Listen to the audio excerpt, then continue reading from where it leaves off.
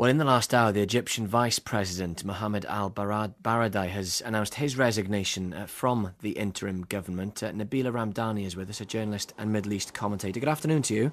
Good afternoon. How significant, first of all, if at all, is that resignation?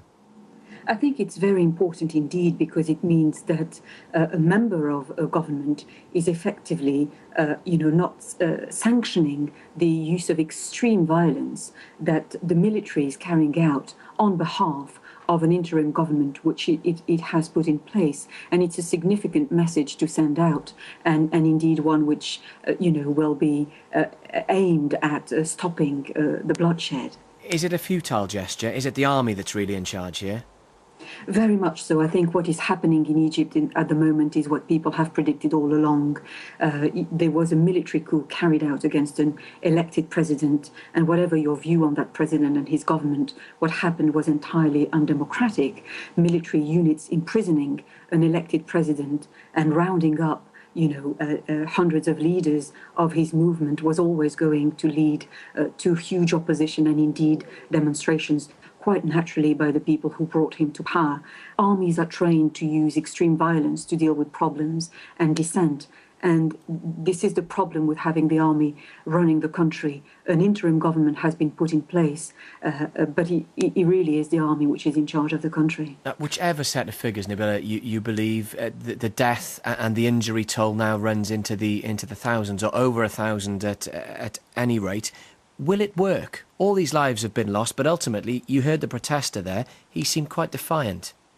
Well, yes, indeed. And I'm afraid that, we have two deeply entrenched camps, and Muslim Brotherhood supporters in particular feel that they have been let down by the democratic process, that democracy has effectively failed them because their president has been deposed by the use of extreme violence. And what can sort this out is to allow free and fair elections, and more crucially, for the country to stick to the results of free and fair elections and to create a culture of democracy. And that's, of course, a huge challenge for a country just emerging from 30 years of dictatorship with the army always looming in the background. But if the military continues to remain the ultimate arbiter of which government is allowed to rule, then the killings will carry on unabated. Do you see that changing? I don't believe so. I think if the army needs first and foremost to be put in its place, the number one duty of any army in any country is to protect civilian lives, and yet there is an awful lot of evidence pointing that the violence is coming from the army, so it's clearly failing in its duty to protect Egyptian citizens. And until the army stops interfering into political affairs in Egypt, then the situation is unlikely to change. Mr. al-Baradei has resigned then as the Vice President of Egypt in protest at what's going on. Is there a politician currently in circulation in Egypt who's powerful enough to stand up to the army? No, I'm afraid to say.